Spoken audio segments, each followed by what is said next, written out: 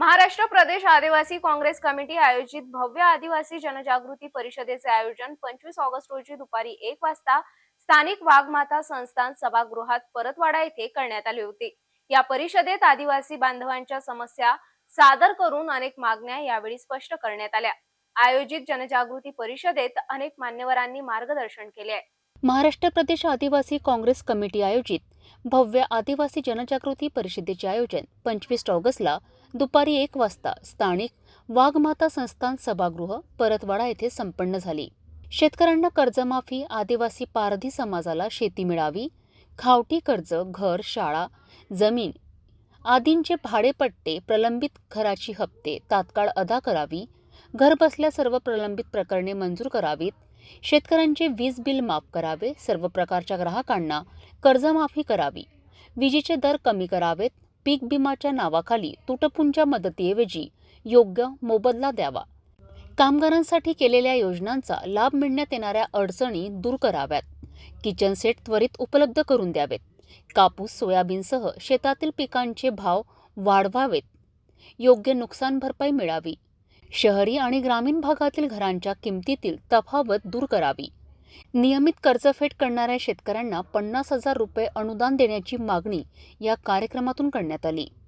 या कार्यक्रमात महाराष्ट्र प्रदेश उपाध्यक्ष आदिवासी काँग्रेस प्रदेशाध्यक्ष R.M. चव्हाण यांनी मार्गदर्शन केले।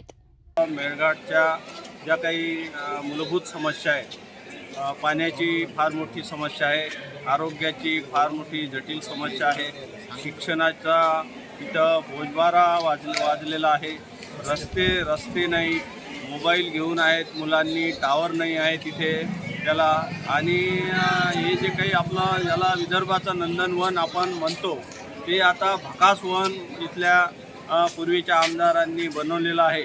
आणि त्यामुळंच महाराष्ट्र प्रदेश काँग्रेस कमिटीचे जे काही मान्यवर आहेत, मान्य राहुल गांधी असतील, शिवाजीराव मोगे असतील, यशोमतीताई ठाकूर असतील, बबलूभाऊ देशमुख आणि मान्य खासदार बळवंतरावजी वानखडे यांच्या आणि वरिष्ठांच्या आदेशानुसार आम्ही या मेळघाटचा विकास कसा होईल, गेल्या 75 वर्षामध्ये ज्या काही मूलभूत समस्या इथे सुटलेल्या नाही त्या समस्या सोडवण्याचं मोठं हे आव्हान काँग्रेस पार्टीकडे आलेलं आहे। आणि काँग्रेस पार्टीची आता लाट आलेली आहे।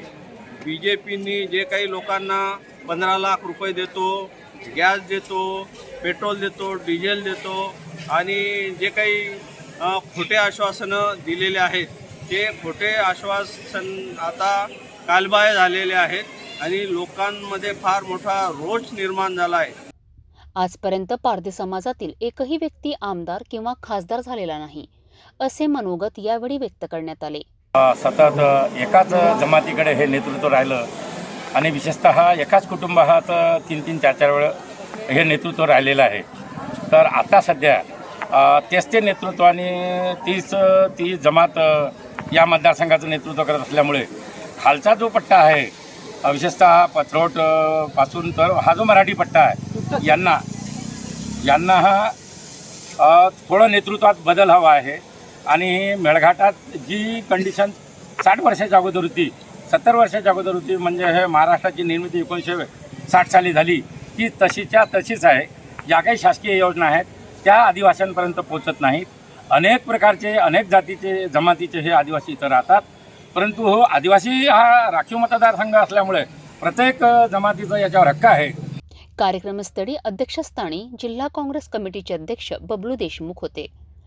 यशस्वीतेसाठी प्रशासक विलास वाघमारे, नितीन चव्हाण समन्वय व स्वागत समितीचे अशोक चव्हाण, शालिकराम पवार, उमा भासले, राजकुमार गोबरे, धीरज सुरतने, मयुरी पुराम, रामोती मिनेश काजदेकर, ऋतू माणिक धाकडे, लता उपरीकर हे प्रयत्नशील आहेत।